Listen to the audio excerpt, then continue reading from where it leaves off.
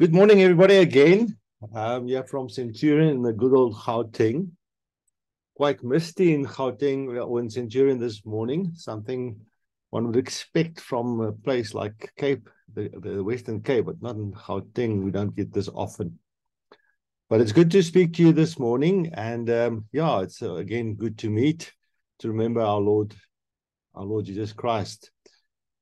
And the reading we did this morning was from Matthew 24. And I think it will be good if you could possibly today, if you haven't done it already, just read it again after this exhortation. My exhortation is not actually based on Matthew 24, but it is relevant. Matthew 24 is very relevant.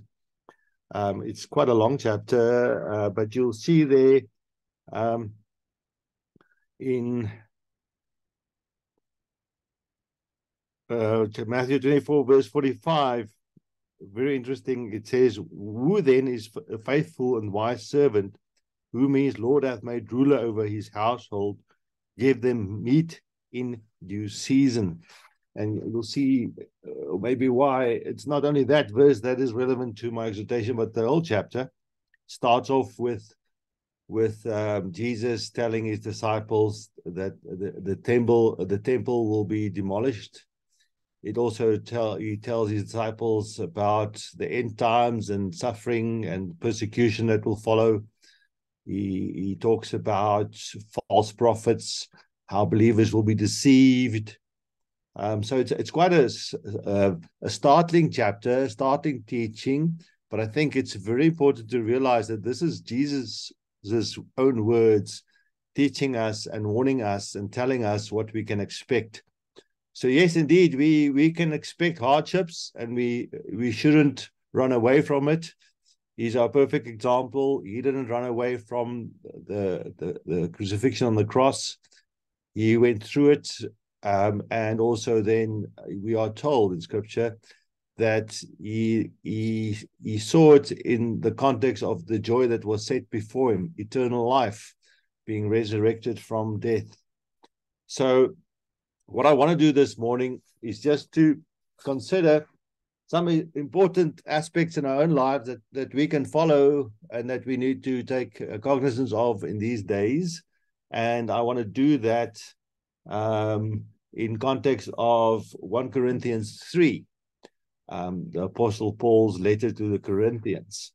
So let's do that. What we're going to see here is Paul's encouragement to the Corinthians in terms of this whole idea of to be spiritually fed.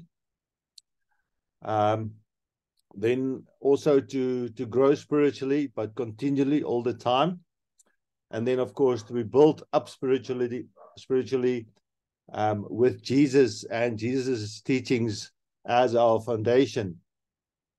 So the 1 Corinthians 3 is all about these concepts of feeding, planting, and building, and it's all on a spiritual level.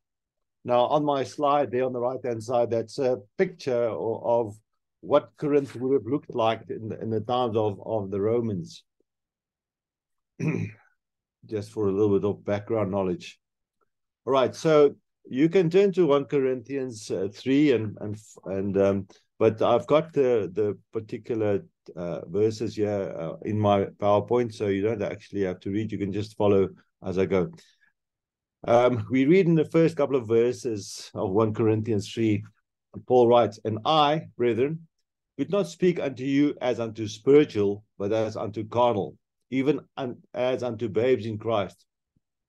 I have fed you with milk and not with meat, for hitherto you were not able to bear it, neither yet now are you able, for ye are carnal."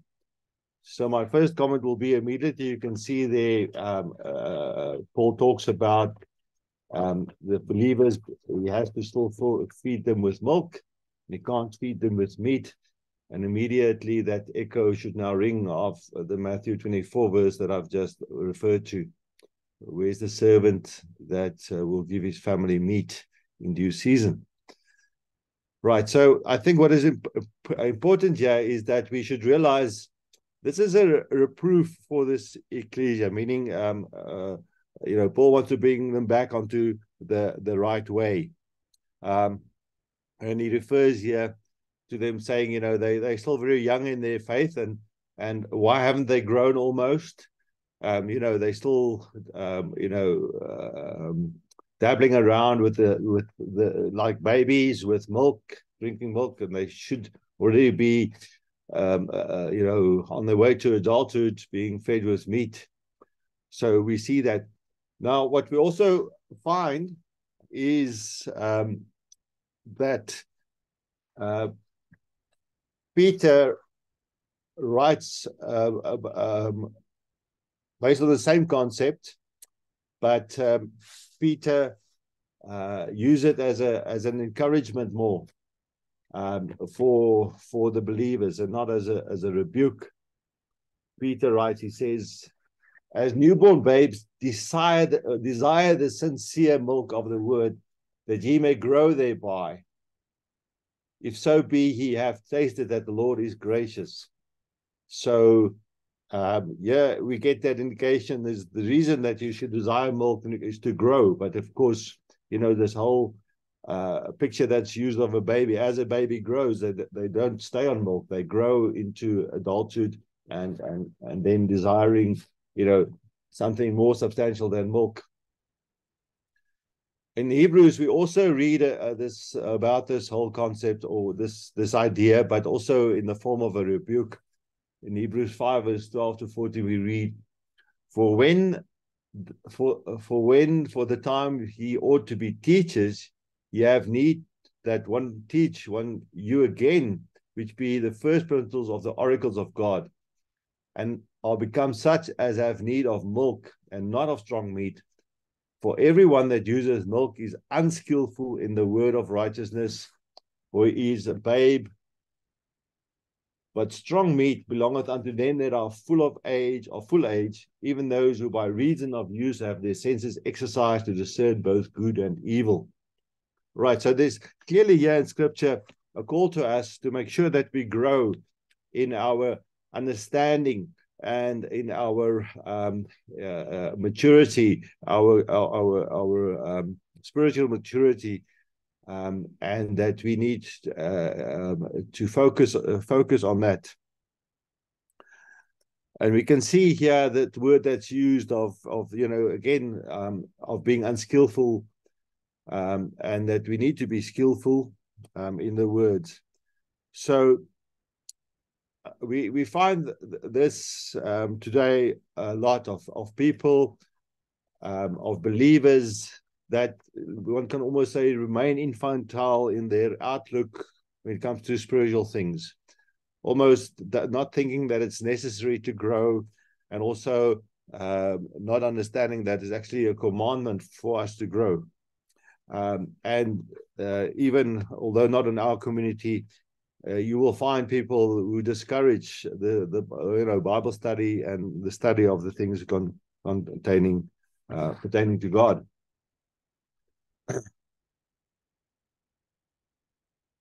Okay.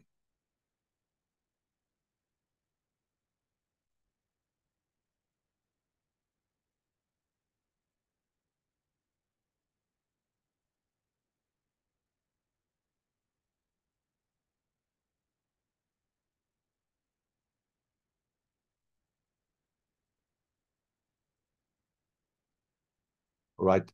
So what we then find in Scripture is that Jesus' teachings is also in this vein. We read in Matthew 18, verse 3, Verily I say unto you, except ye be converted and become as little children, ye shall enter into the kingdom of heaven.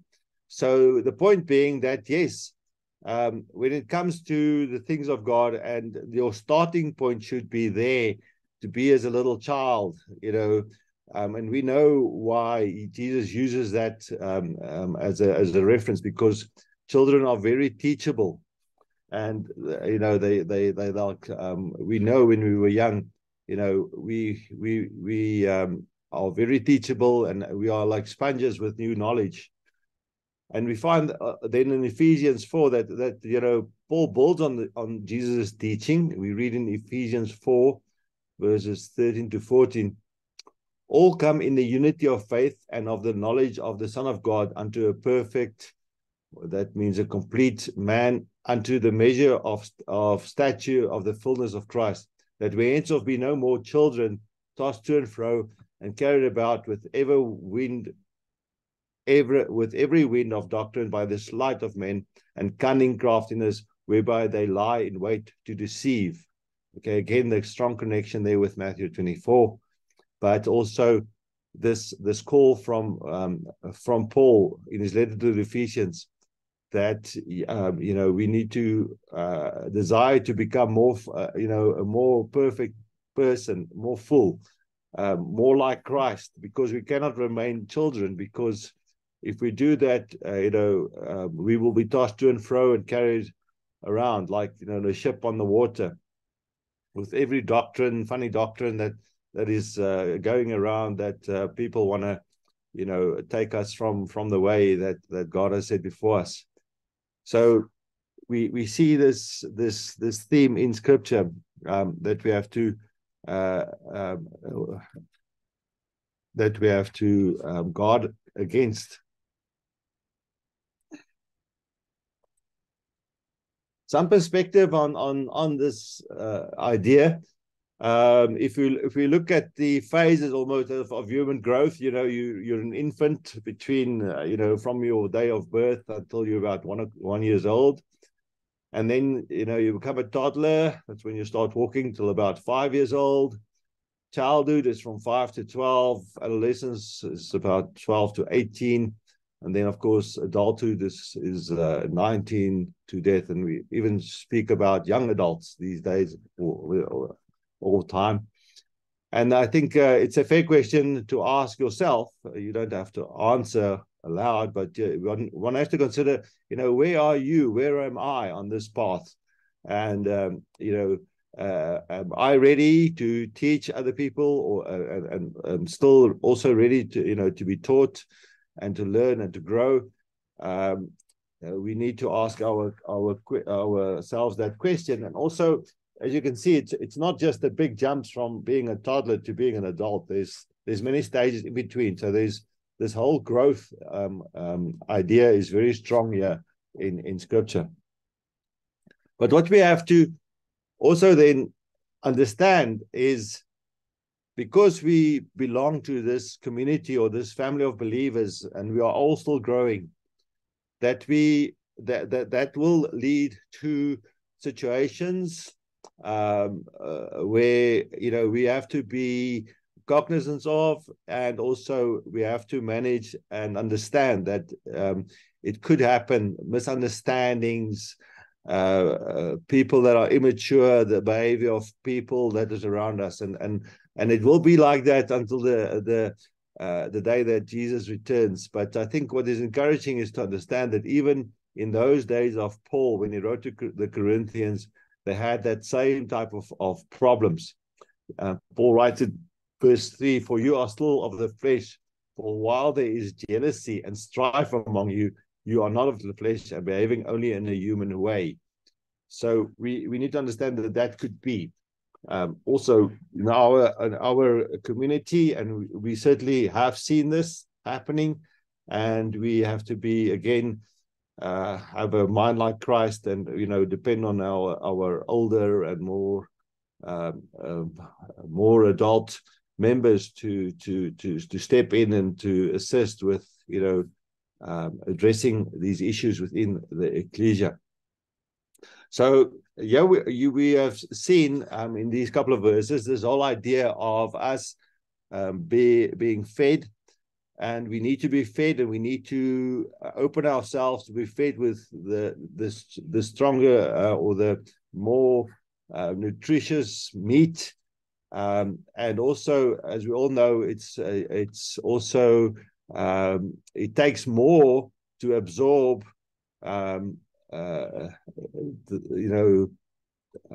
solid foods than milk, and that's also an important idea that comes through here.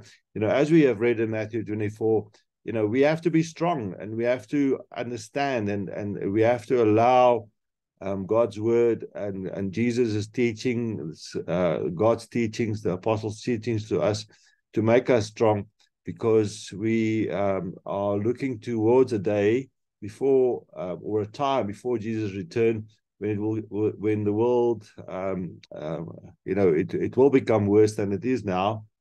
But we can look forward to that with joy in our hearts, because we know what is going to be the end of it. All right, so the next theme in Corinthians is this whole theme of planting, okay? And we read from verse 6 to 8 in 1 Corinthians 3. Who then is Paul, and who is Apollos, but ministers by whom you believed, even as the Lord gave to every man? I have planted, Apollos watered, but God gave the increase. So then neither is he that planteth anything, neither he that watereth, but God that giveth the increase. Now he that planteth and he that watereth are one, and every man shall receive his own reward according to his own labor. So here's the whole idea of planting and growing again in Scripture. And we get this idea of, somebody needs to water after somebody has planted already, but it's God that gives the increase. Okay, so again, here we are totally dependent on our God for our own salvation, for our own growth. But he has provided in abundance for us spiritually, to be able to grow and to get the increase that is promised. Immediately we think of the parable of the sower in Luke 8, verse 11. We're not going to read it, but again, just to reflect back on that, the parable of the sower, the seed that's sown, that's the word of God, and it falls on different types of soil. But there is soil that, and the soil is, of course, depends on your own heart. What type of soil are you? And then it sprouts and grows. So we get that idea there in that parable of Jesus. But then again, Paul builds on this in Galatians 6, verse 7 to 9. We read, "Be not deceived, God is not mocked. For whatsoever a man soweth, that shall he also reap. For he that soweth to his flesh shall all of the flesh reap corruption, but he that sows to the Spirit shall of the Spirit reap life everlasting. And let us not be weary in well-doing, for in due season we shall reap if we faint not." So what Paul does here is he actually sets our perspective on what should our priority be, okay? And when we read the parable of the sower and Paul's teaching here, we should realize that our priority should be on the spiritual side of sowing and growing and reaping, and not on the fleshly or worldly side of sowing and reaping. And this is something we hear often.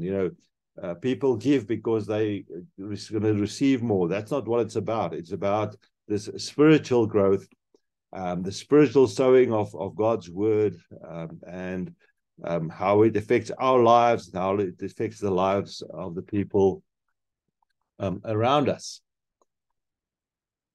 John uses this concept in a very interesting manner.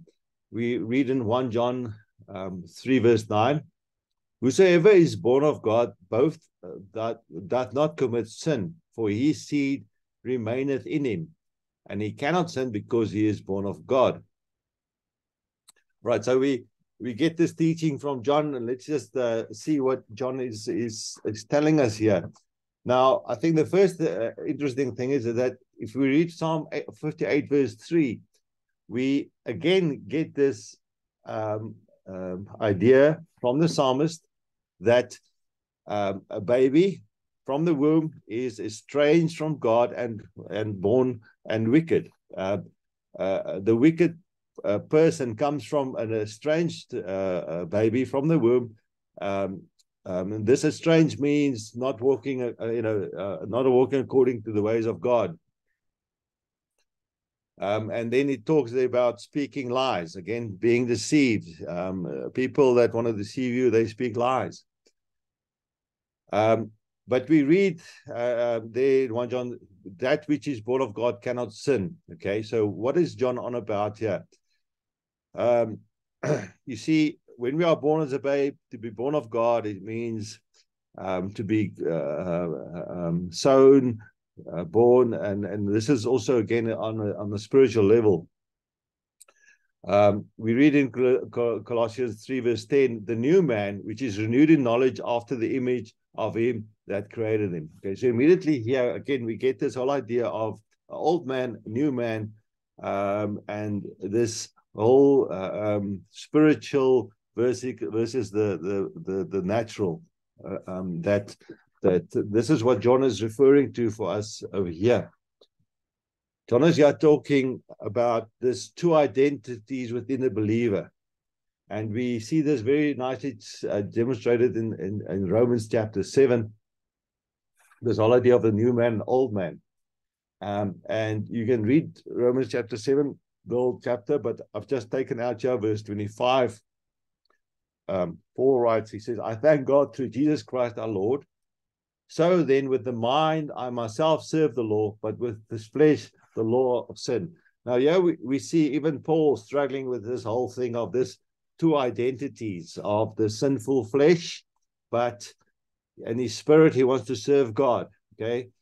And the whole idea here is that it's a continual process, that the old man must be destroyed in order for the new man to prosper. For those who are baptized into the saving name of Christ, the old man is crucified, and that fleshly body of sin is destroyed symbolically through baptism. And from that point of forward, we should not serve sin. When we sin, because we do, it is the old man rearing up his ugly head, and we must seek to destroy him. And we must focus again, get our priorities straight. We all struggle with this, to nurture the new developing man within us. So this is what is referred to, the man of God not sinning. It's this new man that should not sin. And our focus must then be on the spiritual. And we also then see here in verse 8, it says, every man shall receive his own reward according to his own labor. Now, that must not be confused that, you can earn your reward. It is much more, we know it's a case of, because we know that God has promised us this, and this is the life we have to follow. It will show in your labor, okay? And that will be the proof if you believe the things are, that you are taught.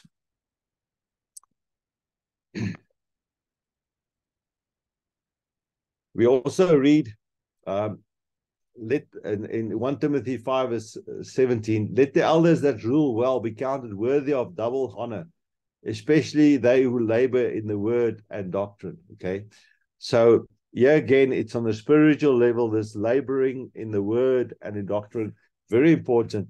As we have seen, if you receive the word of God and it's like that seed planted and now it sprouts up, if you don't work at it, it will not grow into a full tree. And that is what God wants for us, a tree that carries fruit. So that is, it's necessary for us to make work of it, and to, again, make work of it within the correct doctrine and the correct understanding of God's message to us. Now, again, the intended purpose of the labor is to bring forth fruit. And we all know these verses in Galatians 5, verse 22 to 24, which it says, the fruit of the Spirit is love, joy, peace, long-suffering, gentleness, goodness, faith, meekness, temperance. against which there is no law, and they that are Christ have crucified the flesh with the affections and lusts. Okay, that crucified the flesh is much more practical as well in terms of we know what we need to do, and that is to go through the waters of baptism so that we can crucify the flesh and put the old man away.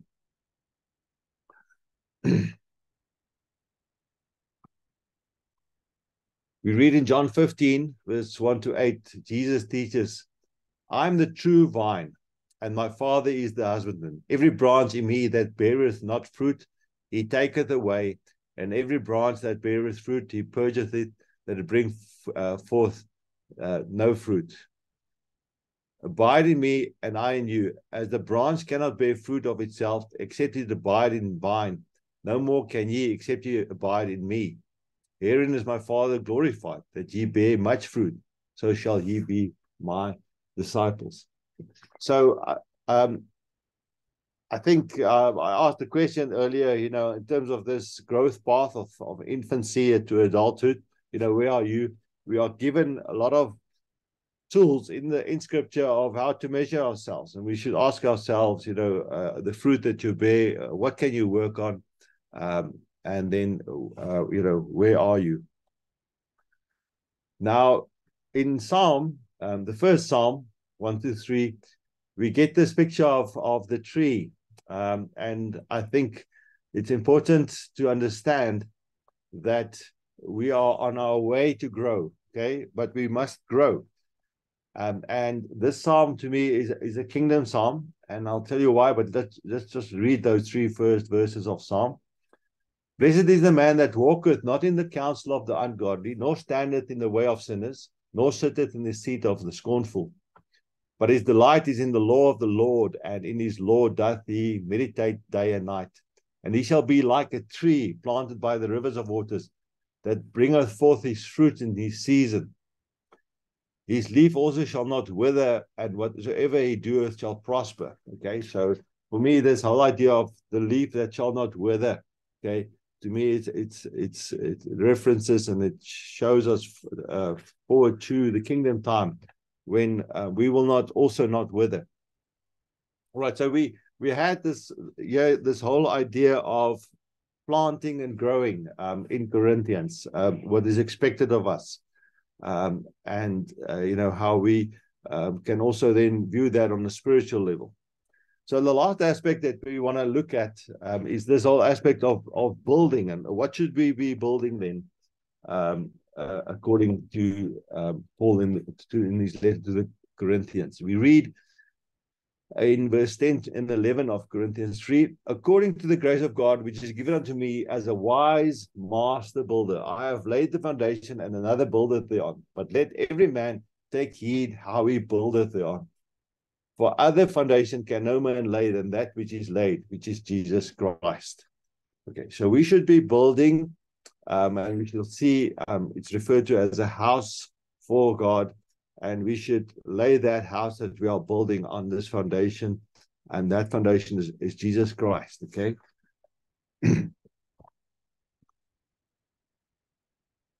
In Matthew 16, we read this exchange between Jesus and Peter. We read, he saith unto them, but who say ye that I am? And Simon Peter answered and said, thou art the Christ, the Son of the living God. And Jesus answered and said unto him, blessed art thou, Simon Bar-Jonah, for flesh and blood hath not revealed it unto thee, but my Father which is in heaven. And I say unto thee, that thou art Peter, and upon this rock I will build my church, and the gates of hell shall not prevail against it. Okay, so this is a very important exchange in Matthew 16 between Jesus and Peter. And I think what is important just to note here, there where Jesus says Simon Bar-Jonah, that means son of Jonah, or Jonah.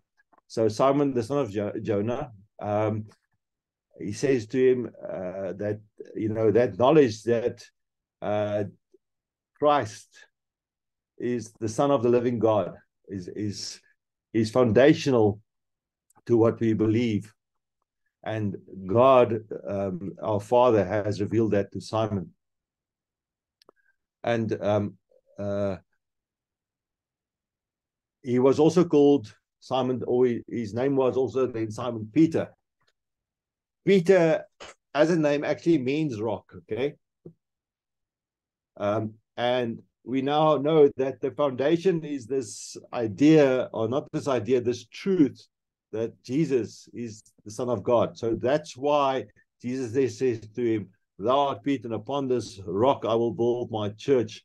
This rock meaning this foundation that is just expressed. And that is what you should build your house on, and the church on as well.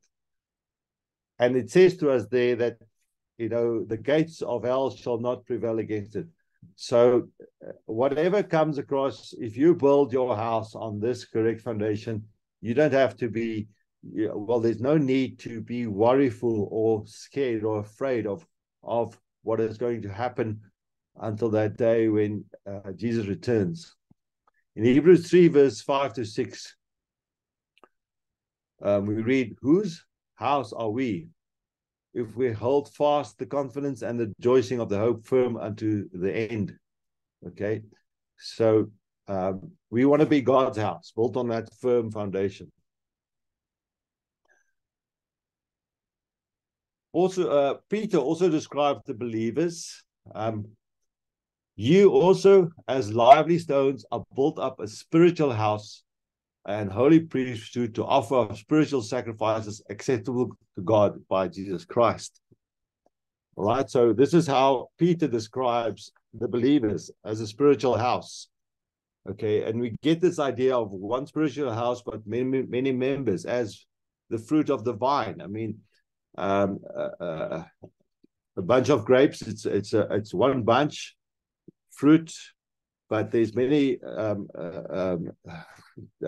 grapes in such a bunch.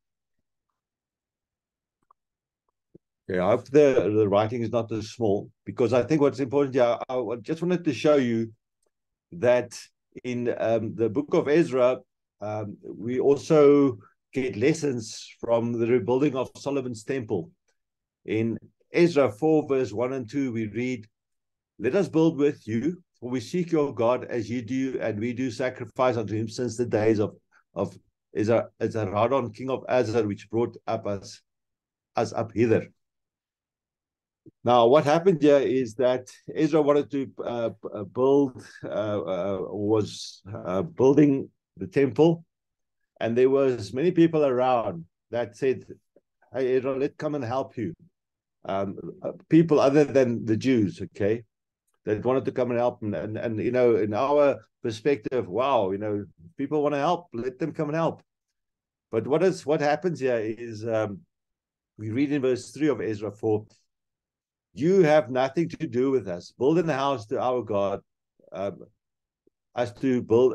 You have nothing to do with us to build a house to our God, but we ourselves together will build unto Yahweh, God of Israel, as King Cyrus, the king of Persia, hath commanded us."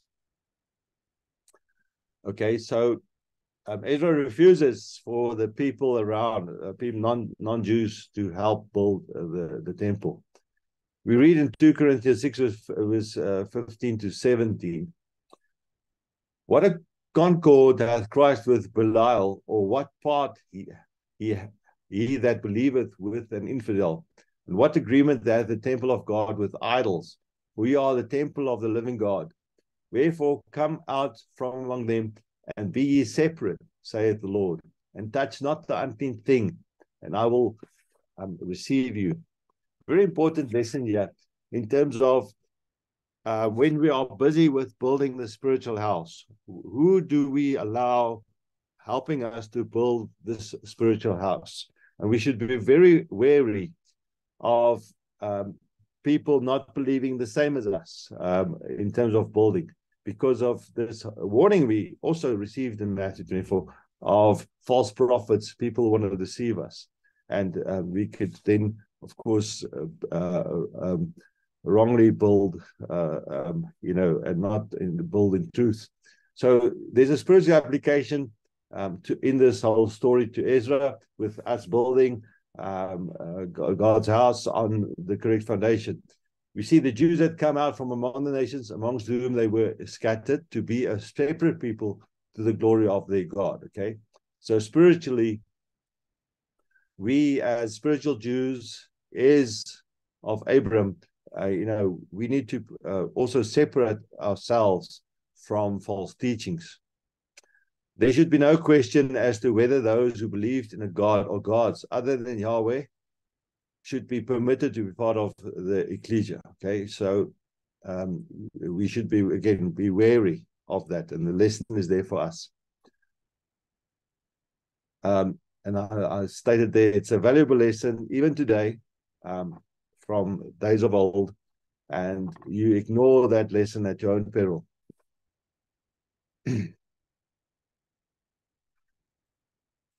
Brothers and sisters, I've shown you today from Corinthians, we as believers in these days, that we have to make sure that we grow, and we have to grow by feeding ourselves first as a newborn baby, yes, with milk, but you can't stay in that position for long. You need to grow out of it, and also then feed yourself with more substantial food. And it's about learning and reading and teaching yourself and your brothers and sisters from the Word of God, in the truth. We've also then seen then how you should build your house on the teachings of Christ and on what the example he showed us. And of course, Christ is Jesus Christ, the Son of God, is the man that we came to remember today. So let us commit ourselves to be fed, to grow, and to be built up by the word of truth, to become a living house, alive to the things of God. But the important aspect to recognize is that it is Yahweh's house. It's not our house. He has provided the conditions and the means for its building and survival in this evil world. We need to attend to these things and set our hands to the work upon the sure foundation laid by Jesus Christ, God's Messiah and his apostles. And indeed, we, as an ecclesia, although far apart, we know that all our brothers and sisters is in some way or another involved in preaching the word, in teaching, in community life, and that is good. But I think that strengthen each other, and again, in this morning sharing of the bread and wine, where we remember Christ Jesus, the work he has done, the death that he died, and also the sacrifices he made, so that we can build our own lives on the only true foundation, Jesus Christ. Amen.